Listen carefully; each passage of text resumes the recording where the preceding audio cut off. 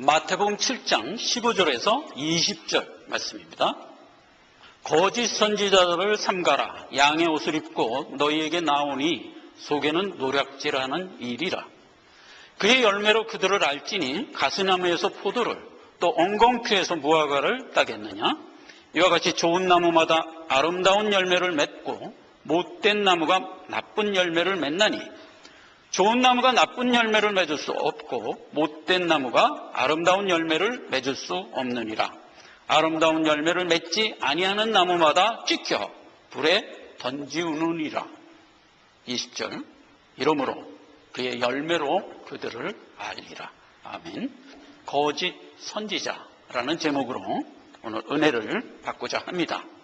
거짓 선지자를 분별하려는 겁니다. 보기에는 양인데 속에는 일이다. 이렇게 이제 영적 실상을 우리에게 알려주고요. 보이는 외모로 분별하지 말고 반드시 그 열매를 통하여 분별할 때만 참과 거짓을 우리는 분별할 수 있다. 이렇게 확증을 해주는 내용입니다. 자, 우리가 지난 시간에는요, 우리 안으로부터 나오는 내적 측면에 대한 교훈을 줬었어요. 비방하지 말고 판단하지 말라라는 내적인 교훈을 줬어요. 자, 오늘 교훈은 외적으로부터 가해지는 어떤 문제에 대한 교훈이에요. 참 선지자와 거짓 선지자에 대한 교훈이다 하는 겁니다. 원래 이 고대의 선지자라는 말은요, 영감을 받은 자, 그래서 보통 사람하고 틀린 사람들입니다. 그래가지고 전혀 초월적인 어떤 능력을 받아서 말을 하는 자다.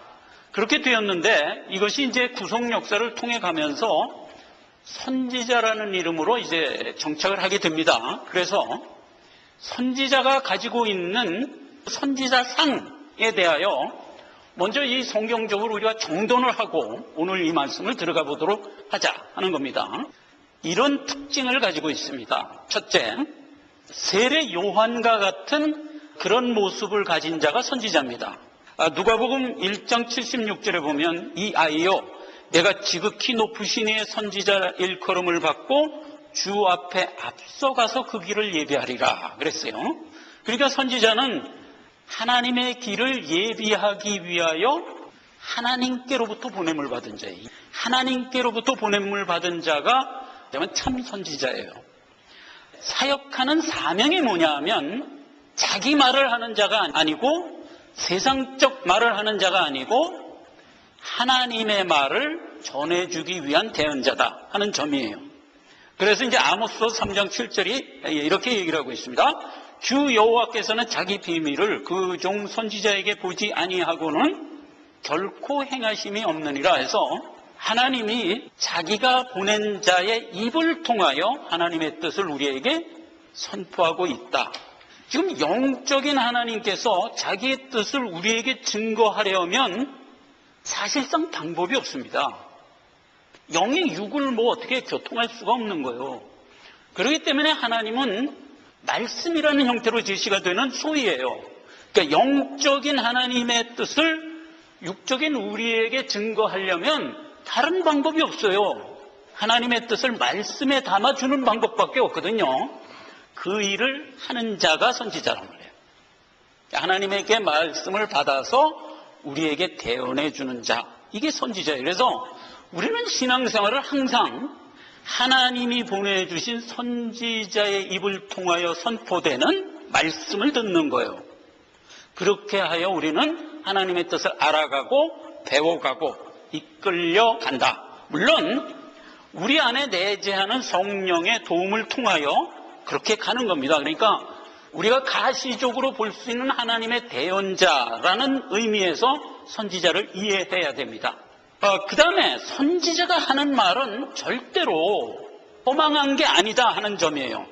반드시 성취가 되고 이루어진다 하는 의미예요. 마태복음 1장 22절에는 이 모든 일에 된 것은 주께서 선지자로 하신 말씀을 이루려 하심이라. 하나님이 하시는 구속 역사가 이루어지고 있어요. 예를 들면 너희의 구원자 예수 그리스도가 이 땅에 태어날 것이다 라는 얘기 끝에 실제로 예수가 아기 예수의 모습으로 이 땅에 태어났거든요. 그렇게 태어난 것을 보고 준 말이에요. 이 아이가 이 땅에 태어난 것은 옛날의 선지자로 이미 너희에게 예언했던 바니라 이러면서 성취해 가는 거예요. 그러니까 항상 선지자가 했던 말은 우리가 귀담아 들어야 되고 그 얘기는 반드시 성취된다는 것을 우리가 알고 들어야 된다. 이런 이제 특징이 있고요. 그 다음에 그 선지자는 하나님의 말씀을 증거할 뿐만 아니라 하나님의 마음을 가지고 증거하는 자라는 점이에요. 마태복음 7장 12절에는 이렇게 기록되어 있습니다.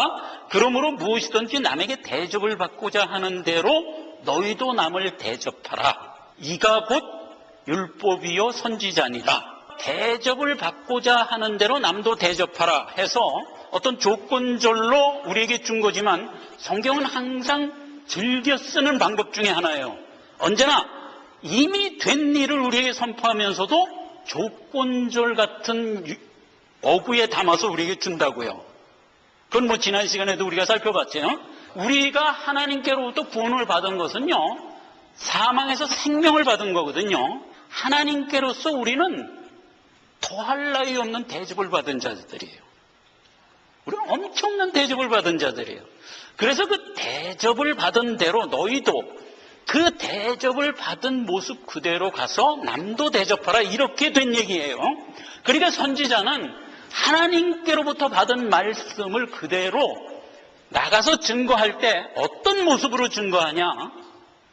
바로 하나님께 받은 대접 그 모습 그대로 증거하는 거예요. 그래서 항상 선지자는 주님의 성품을 갖고 우리에게 증거해요. 왜냐하면 항상 예수 그리스도의 긍휼한 마음과 사랑의 마음으로 우리에게 와서 증거하기 때문에 그래요. 그래서 이 얘기는 이제 히브리서에 가면 이렇게 기록된 말씀에서도 우리가 이제 확인을 할 수가 있습니다. 선지자는 마치 너희가 가지고 있는 모든 긍휼을 자기가 회개할 자인 것 같은 태도로 와서 너희에게 증거하느니라. 그 말씀이 있어요. 여기서 회개한다는 것은 격리 회개할 때 그 회개예요. 그러니까 우리가 가지고 있는 모든 연약함과 빚진 것을 자기가 빚 갚을 자인 것 같은 태도로 와서 우리에게 증거한다고요. 그래서 항상 선지자는 그러한 성품을 갖고 우리 곁에 있다 하는 것이 이제 바른 선지자상이에요. 자, 이 바른 선지자상은 예수 그리스도가 우리에게 보여주셨던 3년간의 사역에 선지자상을 담아주셨어요. 신명기 18장 18절입니다. 내가 그들의 형제 중에서 너와 같은 선지자 하나를 그들을 위하여 일으키고 내 말을 그 입에 두리니 그가 그에게 명하는 것을 다 너에게 가서 고하리라. 여기서도 그랬죠.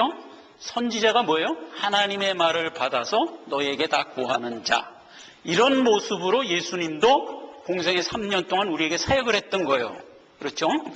그 다음에 이제 요한복음 10장 11절 이하에는 선지자가 우리에게 보여준 그 성품에 대해서 이렇게 표현하고 있습니다. 나는 선한 목자라. 선한 목자는 양들을 위하여 목숨을 버리거니와 삭구는 목자도 아니요 양도 재앙이 아니라 이리가 오는 곳을 보면 양을 버리고 달아나나니 이리가 양을 늑탈하고 또 해치느니라. 달아나는 것은 저가 삭군인 까닭에 양을 돌아보지 아니하미요.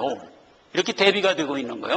그러니까 항상 선한 선지자는 양을 위하여 자기가 모든 것을 희생하면서 나오는 자다 하는 거예요. 거기에 대비해서 삭군은 뭐예요?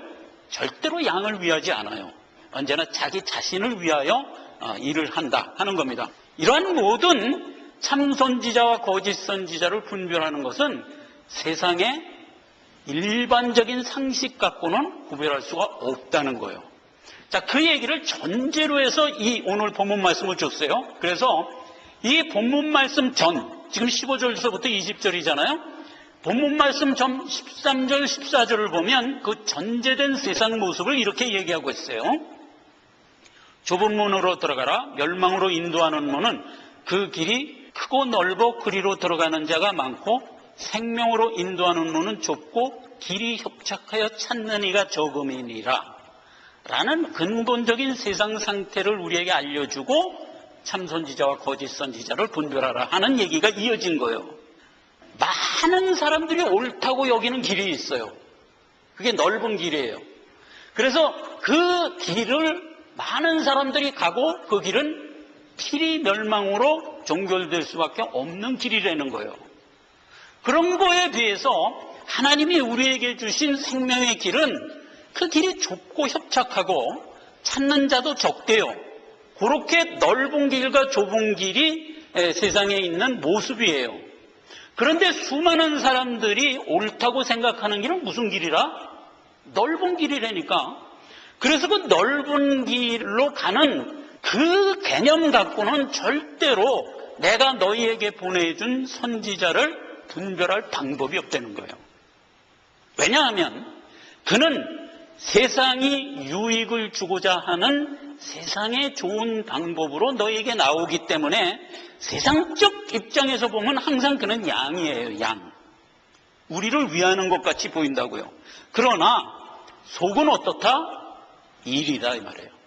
그래서 거짓 선지자와 참 선지자를 구별하는 방법은 세상적 상식과 안목을 가지고 나아가면 필패예요. 절대로 구분할 수가 없어요. 그러면 어떻게 하냐?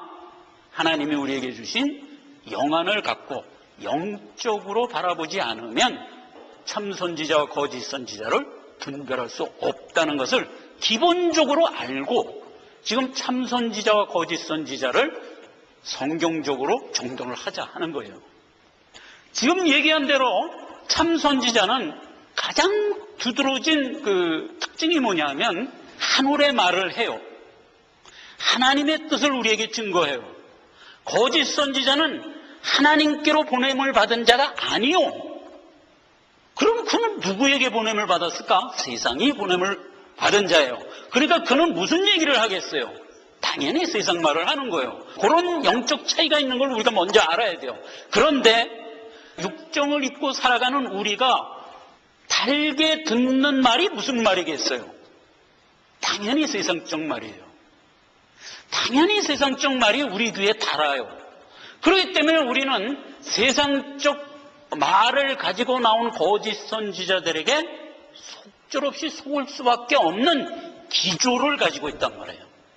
참 선지자는 하늘의 말을 하기 때문에 세상적 관점을 갖고 들으면 미련하게 들려요. 복음은 어떻다? 미련하다 이 말이에요. 누구 눈으로 볼 때? 세상 눈으로 볼 때. 여기 본문 말씀에 그랬잖아요. 참 선지자는 하나님께로부터 보냈지만 거짓 선지자는 어떻다는 거예요? 양의 탈을 쓰지만 속은 일이라. 그래서 그는 양들을 늑탈한대요.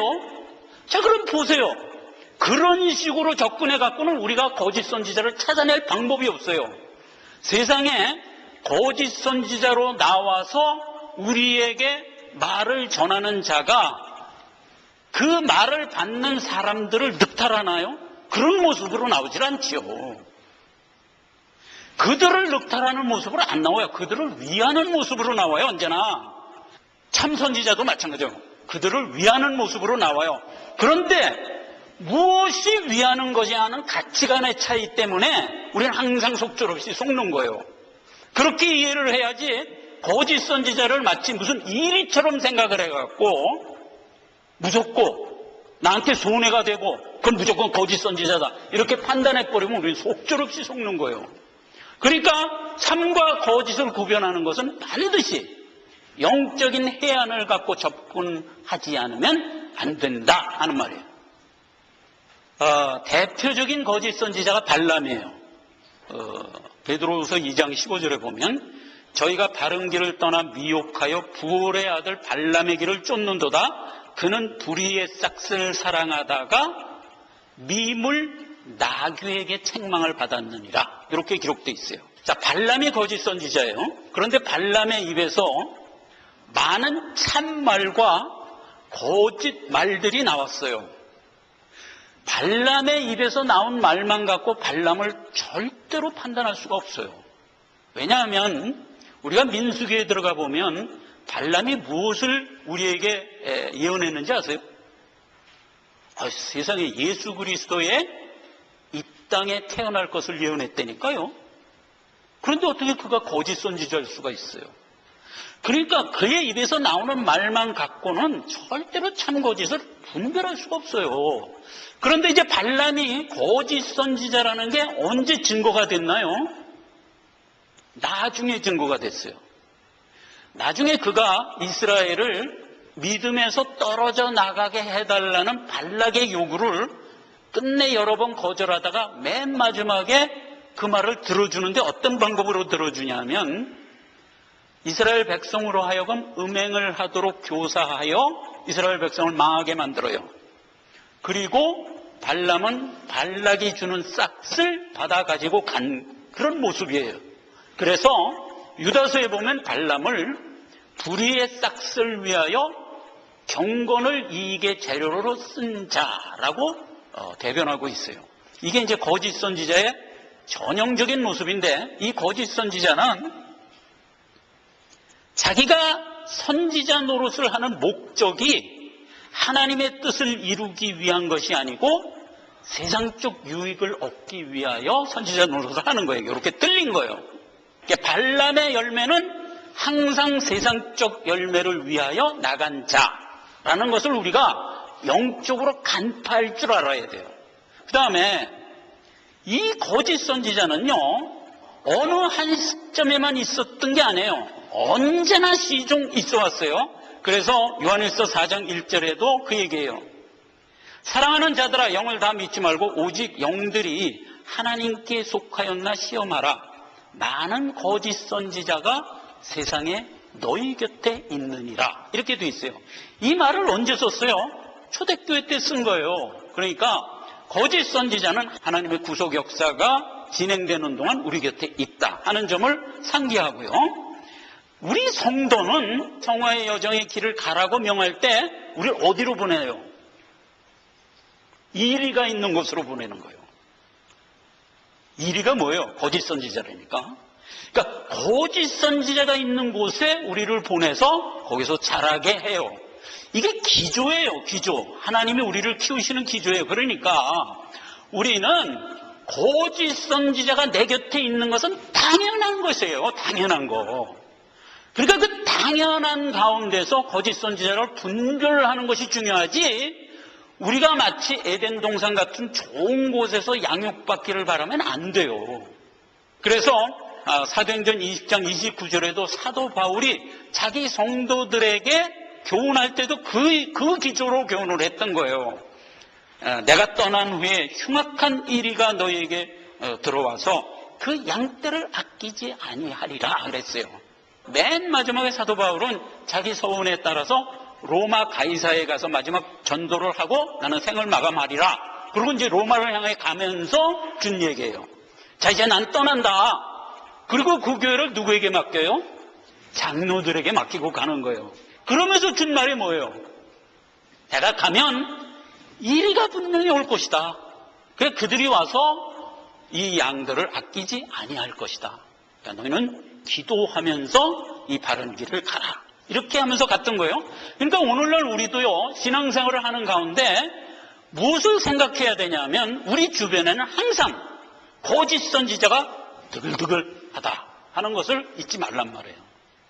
그리고 그것은 하나님이 설정한 환경이라는 것도 잊지 말란 말이에요. 하나님께 따지지 말고, 하나님 왜 내 주변에는 왜 특히 내가 속기 쉬운 저 거짓 선지자를 있게 했습니까? 이렇게 따지지 말고 그걸 통해서 우리가 바른 분별력으로 나가는 자가 되라 하는 겁니다. 자, 다시 한번 증거합니다. 선지자는 하나님의 말씀을 증거하는 자예요. 하나님의 말씀이 세상에 선포되면 세상이 받아들이기에 미련하게 받아들인다고요. 영안이 띄어있지 않으면 참 선지자는 미련하게 보이는 거예요. 그러나 거짓 선지자는 우리에게 안 미련하게 보인다고요. 왜냐하면 그는 세상 것을 우리에게 주기 때문에. 참 선지자는 하늘의 것을 우리에게 줘요. 요 차이예요. 이걸 영적으로 분별할 줄 알란 말이에요. 거짓 선지자가 주로 우리에게 주고자 하는 게 뭘까? 형통하게 살게 해줄 거야. 건강하게 살게 해줄 거야. 이렇게 얘기하면 싫어할 사람이 있어요? 없어요. 영적으로 빛나게 해줄 거야. 이 세 가지를 들고 나온다고요. 마귀 시험 때 마귀가 들고 나왔던 세 제목이잖아요. 돌이 변하여 떡되게 하라. 경제적인 문제 들고 나왔죠. 성경 꼭대기에서 떼어내려 봐라. 죽나 안 죽나 보자. 빛나는 영적인 은사를 주겠다는 얘기였었죠. 그 다음에 천하만국의 영광을 내게 주겠다. 항상 세상에 좋은 것을 주겠다는 거예요. 세상 사람들은요, 이 세 가지 명제를 싫어하지 않기 때문에 언제나 그 선지자가 하는 말을 쫓아가게 돼 있어요. 그러면 보세요. 거짓 선지자가 이리요 늑대라고 그랬잖아요. 그런데 그들이 우리에게 주는 건 뭘 주고 있어요, 지금? 세상 영광을 주고 있어요. 우리 것을 뺏어가는 게 아니라 오히려 더 풍성하게 해주겠다고 이끌고 있어요. 그래서 속절없이 속는 거예요. 거짓 선지자는 이리라고 그랬는데 저 사람은 이리가 아닌데 분명히 나한테 유익되는데 이렇게 생각을 하지요. 양이라니까. 세상의 입장에서 보면 양이에요. 그런데 속은 이리라. 왜 이릴까? 하늘의 것을 주지 않고 세상 것을 줘가지고는 어떤 결과가 나오나요? 멸망이잖아요. 멸망이잖아요. 참 선지자가 우리에게 주는 것은 하나님의 뜻, 참과 거짓을 영적으로 분별할 줄 알아야 돼요. 자, 그래서 이 특징을 보면 가장 두드러진 특징이 두 가지가 있는데, 하나는 가시적 특징, 하나는 내적 특징, 이렇게 두 가지가 있어요. 자, 보면 이렇게 되어 있어요. 거짓 선지자는 도무지 안 믿는 자예요. 왜 안 믿는 자죠? 하나님께로부터 보냄을 받은 자가 아니기 때문에. 그가 하는 모든 말에는 믿음의 내용이 없어요. 열매로 분별하라 했을 때 그 열매에 대한 얘기를 제가 지금 하는 거예요. 열매가 뭘까? 그에게는 절대로 믿음의 열매가 없어요. 이걸 첫째로 알아야 돼요. 믿음의 열매라는 것은 모든 착함과 의로움과 진실함에 있느니라 이랬어요. 가장 중요한 게 의로움에 있어요. 의가 뭘까? 예수로만 내가 구원을 받아서 사망에서 생명으로 나왔다를 아는 것, 이게 의예요. 그러므로 믿음의 열매는 언제나 예수 그리스도가 아니면 구원받을 수가 없고 예수 그리스도가 아니면 멸망할 수밖에 없다라고 선포하는 것이에요. 이게 참선지자가 우리에게 주는 열매의 가장 두드러진 열매예요. 이 열매가 거짓 선지자에겐 있겠어요? 없겠어요?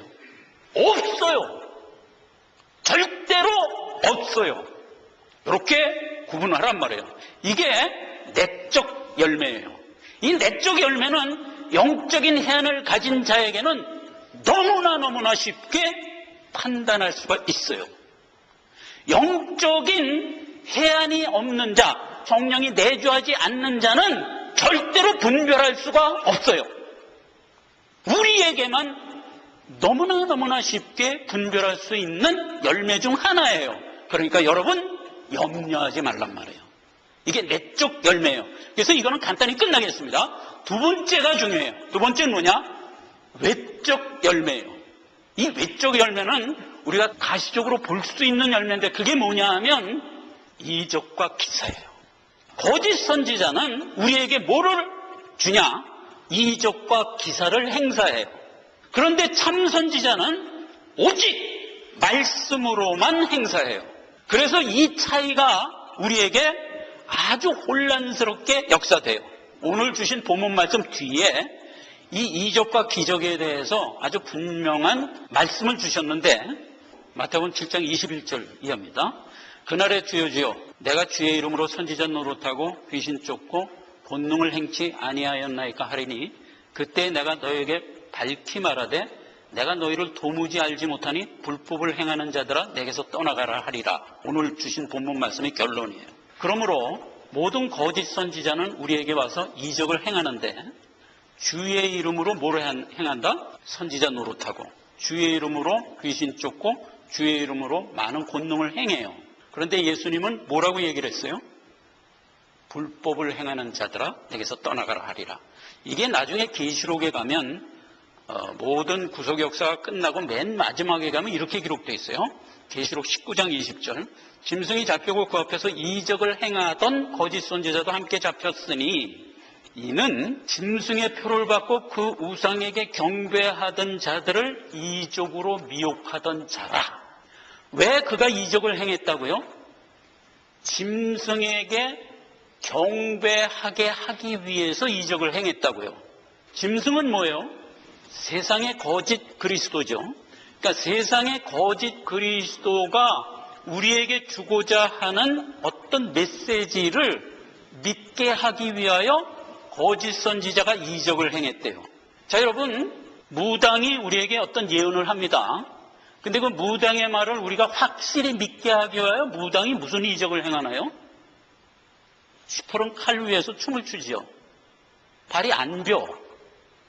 그러니까 그 무당의 말을 듣는 사람들이 칼 위에서 춤을 추는데도 발이 상처가 안 나는 걸 보고 그 무당의 말을 철떡같이 믿게 하는 거예요. 그게 언제든지 마귀가 우리에게 거짓을 믿게 하는 방법 중에 하나예요.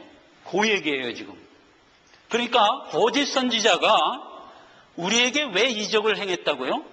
짐승에게 경배하기 위해서예요. 짐승은 뭐예요? 이 세상을 이끌어가는 마귀 세력이에요.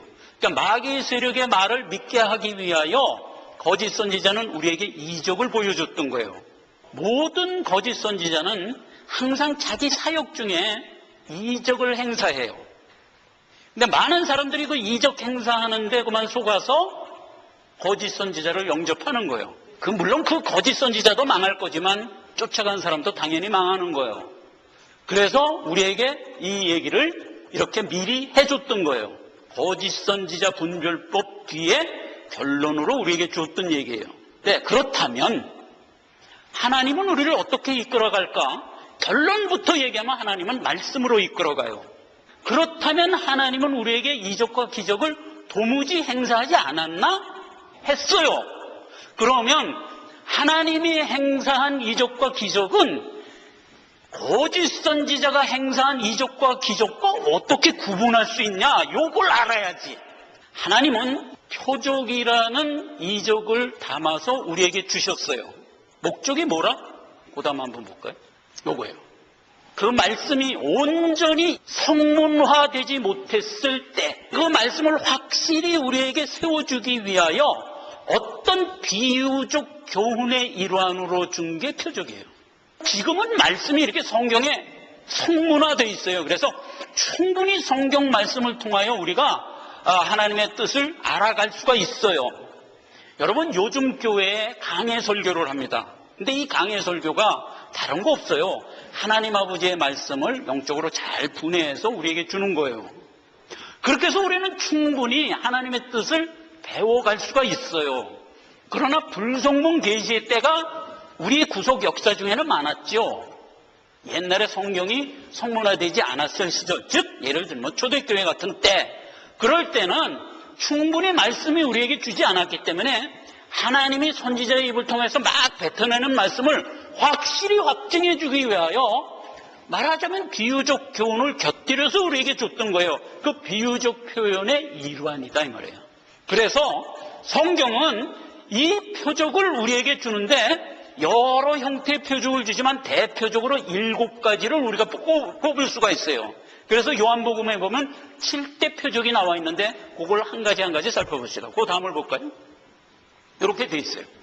제일 첫 번에 준 표적이 뭐예요? 물이 변화의 포도주가 되는 표적을 우리에게 보여줬어요. 이유가 뭐예요? 율법의 마침이 그리스도다 이 뜻이에요. 물은 뭐예요? 말씀이에요. 말씀이에요. 또 율법이기도 해요. 그런데 율법의 마침이 누구예요? 예수 그리스도의 대속의 은혜예요. 그래서 대속의 은혜가 포도주잖아요. 그래서 물이 변화의 포도주 되는 이적을 보여주고 예수님은 그대로 십자가 구속사역을 이행했던 거예요. 요거 깨달으라고 주었던 표적이에요. 자, 두 번째, 왕의 신하의 아들을 낳게 해줬어요. 근데 그 왕의 신하의 아들을 낳게 해주기 전에 예수님이 책망하고 낳게 해줘요. 뭐라고 책망하냐면 너희는 표적을 보지 않으면 도무지 믿지 못하냐? 이렇게 일단 책망하고 왕의 아들을 고쳐줘요. 그래서 이 말이 구원의 절대 주권에 대한 의미를 이해하라고 준 말이에요. 즉 하나님만이 우리를 구원할 수 있다는 것을 말씀을 통하여 굳건히 믿지 않으면 안 된다는 것을 우리에게 알려주고, 그걸 알려주기 위하여 말하자면 책망과 곁들여서 그 아들을 낳게 했던 거예요. 하나님은 우리에게 책망하지요. 표적을 우리에게 주시면서도 이 표적은 언제나 극약 처방이라고요. 우리를 제대로 이해시키기 위하여 주는 비유적 교훈이기 때문에 목적이 표적이 아니라고요. 목적은 언제나 말씀이라고요. 그렇기 때문에 예수님은 우리에게 곁들여서 경고를 했던 거예요. 악하고 음란한 세대가 표적을 구하나 나는 너희에게 줄 표적은 원래 말씀밖에 없다. 이랬던 거잖아요. 요나의 표적밖에 없다. 이랬던 거잖아요. 그 얘기예요. 그래서 이제 그 두 번째 표적이고, 세 번째는 양문 베데스다 연못 곁에 중풍병 낫게 한 거예요. 자, 이것은 그 환경 자체가 복음이에요. 압축된 복음이에요. 즉, 양문과 베데스다 연못가라는 게 뭐예요? 예수 그리스도가 우리에게 베풀어준 복음의 문, 거기에 은혜로 베풀어준 예수 그리스도의 대속의 은혜, 이거를 영적으로 받아서 아멘 할 자가 누구예요? 중풍병자라고요. 중풍병자는 낫고자 하는 소원을 가지고 있었어요. 왜 낫고자 했다고 그랬죠? 내 안에 성령이 내주했기 때문에. 모든 세상에 있는 죄인은 자기가 죄인인 것을 깨닫지 못해요. 왜요? 성령이 없는데 어떻게 깨달아요?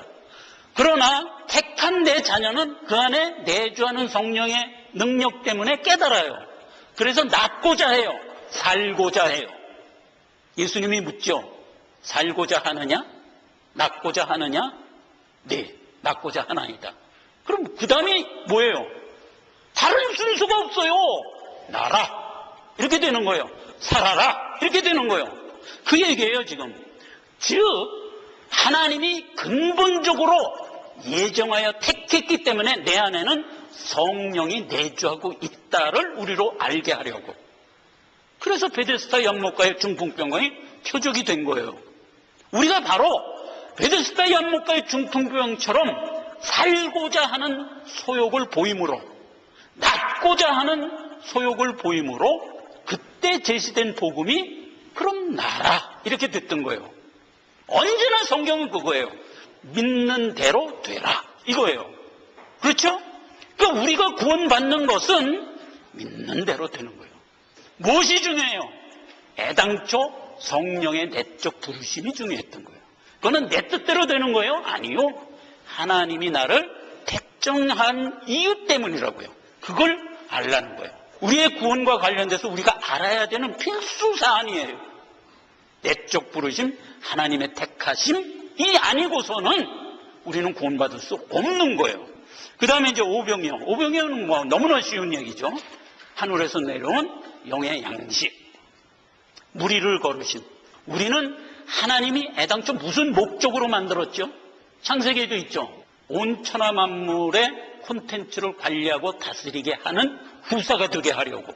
즉 하나님의 아들이면서 천국의 후사로 우리를 부른 거예요. 그렇기 때문에 우리는 천국 가서 천국을 모든 콘텐츠를 관리하고 다스릴 자예요. 즉 초월적 존재. 모든 만물을 다스려야 돼요. 생명 가진 자만 다스리는 게 아니고 만물을. 그러니까 예수님이 그걸 우리에게 표적에 담아서 어떻게 보여줬어요? 바람과 파도를 명함에 순종하는 도다. 이 모습을 보여준 거예요. 뭐를 가르쳐 주려고?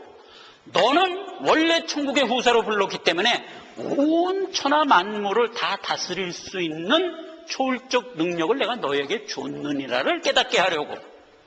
지금은 아니에요. 아직. 지금은 이 땅에서 우리가 훈련 중에 있으니까 아니에요. 그러나 완성돼서 천국 가면 우리는 그렇게 될 거예요. 그러니까 예수님이 그 얘기를 한 거예요. 그걸 보고 놀라는 제자들에게 야 그거 보고 놀라냐? 그 정도가 아니다. 너희는 만약 너에게 겨자씨만한 믿음만 있다면 이 산을 들어 바다에 빠지우라 하여도 그대로 될 것이요. 이렇게 얘기한 소위예요. 그렇게 우리는 만물을 다 관리하고 다스릴 수 있는 영적 초월적 존재로 하나님이 애당초 택정한 자들이다 하는 걸 우리가 알란 말이에요. 우린 천국 가서 그러한 능력을 갖고 천국을 다스릴 때 무슨 성품으로 다스릴까? 아까 대접받는 대로 대접하라 하는 식으로 예수 그리스도의 긍휼과 사랑의 성품을 가지고 온 천국을 천국답게 다스릴 자들인 거예요. 그걸 위해서 지금 여기서 우리가 훈련하고 있는 거잖아요. 그거예요. 그 다음에 나면서부터 소경. 이것은 하나님의 영광을 위해서 나면서부터 소경된 자 눈뜨게 해줬어요. 하나님의 영광, 그럼 무슨 뜻이에요? 하나님의 뜻이 이루어졌다라는 뜻이죠. 하나님의 구속 역사는 반드시 성취되고야 만다라는 궁극적 구원을 우리에게 깨닫게 하려고. 맨 마지막에 죽은 나사로 살려요. 나사로 살리기 전에 하나님이 나는 부활이요 생명이니 나를 믿는 자는 죽어도 살겠고 무릇 살아서 나를 믿는 자는 영원히 죽지 아니하리라 했던 그 얘기예요. 그러니까 우리에게 무슨 소망이 있고 무슨 능력이 있다는 거예요. 우리는 마침내 부활 성취를 입을 능력을 가진 자고 이 소망이 우리에게 있다, 분명히 있다 하는 것을 알려주기 위해서. 자, 이래서 우리에게 표적을 보여줬던 거예요. 이러한 말씀의 내용을 우리로 하여금 온전히 이해하라는 뜻에서 비유적 교훈으로 준 게 표적이었어요. 그런데 한 가지 중요한 것은 이 표적은요, 말씀이 온전히 성문화되지 못했을 때에 우리에게 항상 보조적으로 주었던 하나님의 방법 중에 하나였어요. 이제 말씀이 온전히 서면 하나님은 절대로 표적을 안 행사하세요. 여러분, 많은 주의 종도를 아시죠? 특히 우리 사모의 그 은사였던 한 목사님은요, 표적과 이적을 얼마나 많이 행사하는지 몰라. 몇 년 전에 이제 우리 집에 한번 머물러다 갔는데, 그때 제가 물어봤어요. 그 표적과 이적이 그렇게 초창기에 많이 행사하시더니 언제부턴가는 안 하시던데 그 분기점에 대한 그게 어떻게 진행되던가요? 이렇게 내가 이제 물어봤어요. 그랬더니 어느 정도 성경 말씀이 정착이 되고 나니까 싹 걷어가시더래요. 지금은 말씀만으로 하게 하시더라 이거죠. 오늘날도 동일해요. 복음의 최첨단 지역이 지금 어디죠? 동남아예요. 그리고 그 너머에 중동 지역이에요. 거기에 지금 간간히 주의 백성들이 일어나고 있어요.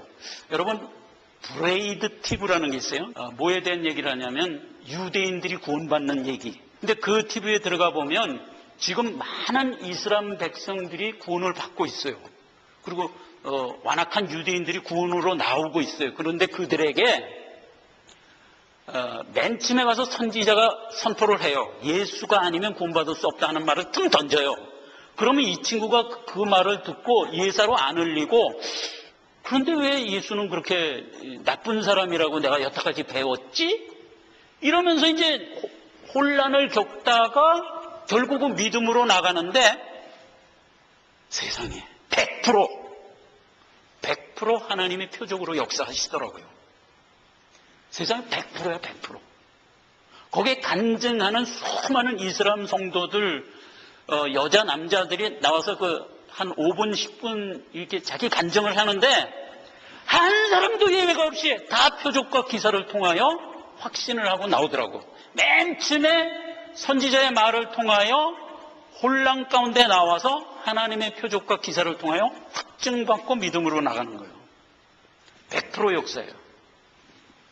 우리도 마찬가지였어요. 초창기 말씀이 증거됐을 때는 우리나라에도 엄청난 표적과 이적이 역사됐었어요. 문제는 그것은 보조수단이라니까. 가장 중요한 건 뭐냐? 말씀으로 완성되지 않으면 참 완성이 될 수가 없어요. 그렇기 때문에 나중에는 말씀으로 회개해요. 자, 이 구조를 우리가 알아야 돼요. 이게 표적이에요. 그런데 거짓 선지자가 하는 이적과 기적은 뭔가? 계속 표적과 이적으로만 이끌어요. 참 선지자는 불성몽 계시의 때 말씀이 온전히 서지 못할 때 잠깐 역사하고 그 다음엔 말씀으로 가요. 이 차이를 분별할 줄 아셔야 돼요. 자, 요거 한 가지 아시고 하나 더 얘기합니다. 그러면 하나님은 표적이라는 어떤 비유적 교훈 말고는 이적을 행사하지 않았냐 이 말이에요. 했어요. 하나님도 이적을 행하셨어요. 여러분 모두에게 행하셨어요. 가장 큰 이적이 뭐죠? 사망에서 생명으로 옮긴 거, 이게 가장 큰 이적인데 이거는 우리가 별로 그렇게 중요하게 생각하지 않아. 왜냐하면 이게 제일 중요한 건데도 불구하고 중요하게 생각 안 해. 그걸 뭐를 자꾸 중요하게 생각하려고 그러냐? 세상적 어떤 이적만 자꾸 중요하게 생각하려고 그래요. 그런데 그 이적을 하나님이 우리 평생에 걸쳐서 하면서 이끌어 오고 있다는 사실을 여러분 아세요? 그래요. 대표적인 간증 한 3가지만 얘기합니다. 내 자신에 비교해서 들으세요. 여러분, 김성은 국방부 장관이라고 박정희 대통령 시절에 국방부 장관 했던 분이 있어요. 지금 해병대를 귀신 잡는 해병이라고 그러지 않습니까? 그 귀신 잡는 해병이라는 말을 낳게 했던 장본인이에요. 그분이 군인이었어요. 6.25 전쟁 때 수많은 전투에서 귀신 잡는 해병이라는 말을 들을 만큼 아주 용맹한 장수였어요. 여러 번 죽을 고비를 넘겼어요. 아주 여러 번. 그 일일이 간증을 들어보면 폭탄이 꽝 터졌어. 자기 그 부대원 한가운데 꽝 터졌는데 다 죽었는데 자기만 살은 거야. 왜 살았는지 몰라, 약간. 여러 번 그런 사지에서 살아나요. 그래가지고 나중에 참모총장까지 이제 올라갔어요. 박정희 대통령 시절에. 그렇게 올라갔을 때까지도 예수를 안 믿었어요. 예수를 그때까지도 안 믿었어요. 나중에 예수 믿고 훌륭한 장로가 돼서 생을 마감했어요. 근데 그분의 간증이 그 얘기예요. 다른 거 없어요. 하나님이 여러 번 죽을 고비에서 나를 계속 살린 거야. 왜 자기가 살아났는지 몰랐는 거야. 나중에 알고 보니까 하나님이 나를 택했더라고. 아니, 하나님이 택했는데 예수 아직 믿지도 않은 상태에서 죽으면 돼요? 안 되잖아요. 그러니까 하나님이 계속 살려서 결국 예수 믿고 죽게 했다니까요. 이런 초월이 김성훈 국방부 장관에게 있어요. 그 김성훈 국방부 장관에게만 있었을까? 아니요. 우리 모두가 다 동일해요. 단추에 보면 우리에게 수많은 그런 일들이 있었어요. 제가 가장 친하게 지내던 박 장로라는 분이 한국에 있어요. 그분도 월남전 참전을 했어요. 어마어마하게 많은 죽을 고비를 안 죽고 계속 살아남았어요. 한 번은 그 부대에서 이제 쓰레기를 소각하는데 어떻게 소각하냐면 구덩이를 한 3m쯤 이렇게 1m쯤 해갖고 이렇게 파고 부대에서 쓴 모든 쓰레기를 거기다 다 담고 휘발유 뿌려서 불 지르고 다 타면 흙 덮고 부대가 이동하는 거예요. 그러니까 흔적을 안 남기려고 항상 그렇게 소각을 하는 거예요. 그래서 이제 그걸 막 소각을 하는데 얼마나 화를 타. 거기엔 뭐 기름 깡통도 있고 뭐 온갖 그 쓰레기가 다 있잖아요. 근데 거기다 또 휘발유를 뿌리고 불을 질렀으니 얼마나 화를 타요. 그거 이제 막 태우다가 실수를 하고 뒤로 콜랑해서 푹 빠져버렸어, 거기. 반드시 죽어야 했어요, 반드시. 이글이글 타는 불에 푹 빠졌는데 어떻게 살아요? 근데 살았어. 근데 살았어요. 세상에 안 뒤고 살았어. 이건 뭐 이 기적 중에 그냥 초월이에요, 그냥. 오토바이를 타고 가다가 큰 추락하고 받아갖고 그냥 죽었어. 병원에 갔는데 야, 이건 죽은 사람을 왜 데려왔냐 이렇게 됐는데 또 살았어요. 그래갖고 이제 나중에 장로가 된 거야. 그래갖고 온 집안이 훌륭한 예수 믿는 가정으로 이끌고 지금도 장로예요. 지금도 잘 살고 있어요. 근데 이분이 그렇게 여러 번 죽을 고비를 통과했을 때 불신자였어요. 안 믿었어요. 왜 살렸을까? 하나님이 택하여 너는 이놈아 장로 돼야 돼 하고 택했는데 죽으면 돼요? 안 되지. 계속 살린 거예요, 계속. 이렇게 꼭 죽을 사람이 살린 예는 어마어마하게 많아요. 여러분 김신조 알지요? 김신조도요, 넘어와서 수많이 죽을 고비를 다 넘겼는데 그때마다 안 죽고 살아요. 그때마다. 맨 마지막에 내달동에서 막다른 골목에 딱 갇혔을 때 왼쪽 담으로 넘어갈까 오른쪽 담으로 넘어갈까 판단이 안 서요. 어디로 넘어가야 살까. 근데 자기하고 자기 부하 둘만 남았어. 자, 할 수 없다. 너하고 나하고 이제 여기서 갈리자. 너는 일로 넘어가라. 난 일로 넘어가겠다. 빵 넘어갔는데 부하는 벌집이 돼서 죽어버렸어. 그냥 숨어있던 국방군이 그냥 기관총을 난사해갖고 그냥 벌집이 돼서 죽고 이 사람은 살았어요. 생포돼갖고 결국 어떻게 됐어요? 예수 잘 믿고 목사 됐어요. 나중에 김신조가 또 간증을 합니다. 하나님 왜 나를 계속 살렸을까? 그땐 자기는 모르는 거야. 알고 보니까 하나님이 택한 거야. 죽으면 돼요? 안 돼요. 반드시 너는 믿고 구원받아 뭐 목사가 되든지 장로가 되든지 해야 할 놈인데 안 되지. 그러니까 계속 살린 거예요. 좋은 쪽으로만 역사하는지 아세요? 나쁜 쪽으로도 역사해요. 나쁜 쪽으로도. 제가요 뉴질랜드 이민을 가서 거기서 살으려고 그래서 좋은 꿈을 갖고 왔어요. 뉴질랜드가 정말 지상천국 아니에요. 공해도 없고 그냥 뭐 살기 되게 좋은 데란 말이에요. 거기 딱 갔단 말이에요. 가갖고 그때 BP가 법정관리에 들어갔어요. 가지고 있는 그 직영하는 그 주유소를 다 이제 팔으려고 내놨을 때야. 근데 이제 우리가 그때 큰 주유소 하나를 이제 싼 값에 살려고 그랬어요. 그래갖고 이제 계약을 했다. 계약이 안 됐어요. 이건 있을 수가 없는 거예요. 지금 망해가는 회사가 팔려고 내놓은 물건을 내가 사겠다고 했는데, 그래서 계약까지 했는데 안 팔겠다. 이런 거는 있을 수가 없는 거예요. 근데 그게 안 됐어, 하여간. 그래갖고 이제 그 주유소가 얼마나 좋은 주유소였냐면은, 주유소도 있지만 그 옆에 큰 그 건물 하나가 더 붙어 있어요. 그런데 그 건물이 얼마나 넓으냐 하면은 그 건물로 뭐 다른 거를 얼마든지 할 수 있는 게 이제 부속으로 돼 있던 아주 좋은 주유소였는데 결국 못 샀어요. 그래서 이제 그때 제가 낙로를 해갖고 BP에 전화를 해봤어요. 우리 딸을 시켜서. 야, 왜 안 판다 그러냐? 뭐 왜 그런지 모르는데 상부에서 팔지 말라 그래갖고 안 판대. 다른 건 다 팔았는데 그것만 안 파는 거예요. 그래갖고 결국 뉴질랜드에 정착을 못하고 꺼이꺼이 하고 있다가 미국까지 온 거예요. 하나님 왜 그렇게 막았을까? 아무리 생각해도 막을 이유가 없어요. 왜 막았을까? 너는 뉴질랜드에서 자연을 벗삼아 신나게 살아갈 놈이 아니야, 이놈아. 그렇게 인생 마감하도록 내가 널 안 불렀어. 너는 말씀 증거해야 돼. 하나님의 뜻이었다고요. 그러니까 될 일도 안 되게 하세요. 이건 기적이야. 어떻게 망해가는 회사가 내놓은 물건을 안 팔 수가 있어요? 돈 주고 사겠다는데.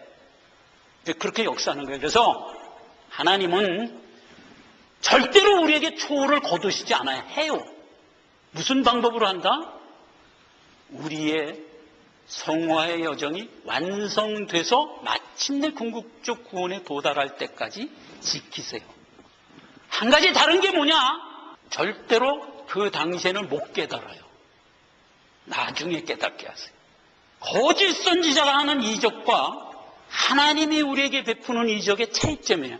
거짓 선지자는 항상 현재 진행형으로 이적을 행해요. 그리고 그 이적을 우리가 보고 놀라게 만들어요. 그리고 거짓을 쫓아가게 해요.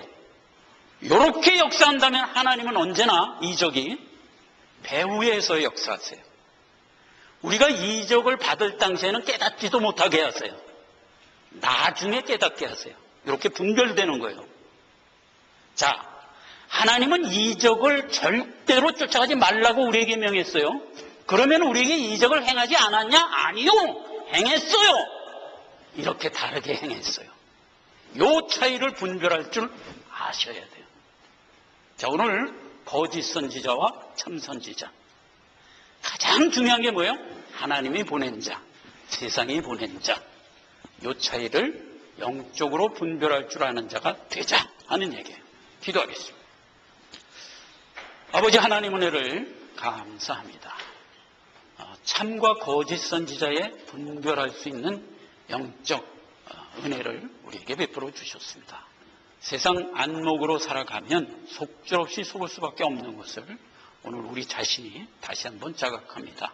오직 하나님이 주신 성령의 은혜와 뜻을 따라서 바르게 분별하고 마침내 하나님이 세운 성산에 우뚝 설 수 있도록 항상 하나님 인도하시고 우리가 깨어서 또한 이 길을 쫓아가게 없소서.